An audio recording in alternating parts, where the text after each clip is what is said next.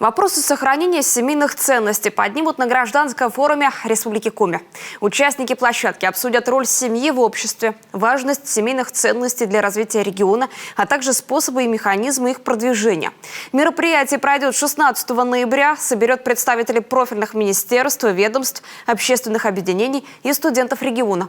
Главным блоком станет форсайт-сессия на тему «Традиционные семейные ценности в молодых семьях. Современные вызовы и пути решения». На встрече будут искать решения, как сохранить семейные ценности.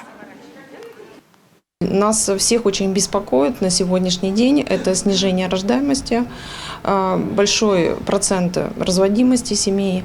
То есть это тоже семейные ценности, когда семья сохраняет свой брак, умеет решать вопросы, это взаимоуважение, помощь в трудной ситуации друг другу, умение решать конфликты. Это пример для детей и, скажем, передача из поколения в поколение, как можно сохранять институт семьи, как сохранять свою семью, проходить сложные участки. Ну и, конечно, ценность детей в семье и большого количества детей.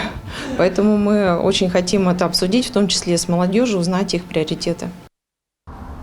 Напомним, в ноябре Общественная палата проводит 14-й гражданский форум в Республике Коми. Общественные организации, органы власти, депутаты и неравнодушные граждане будут обсуждать и предлагать решения по волнующим республику проблемам.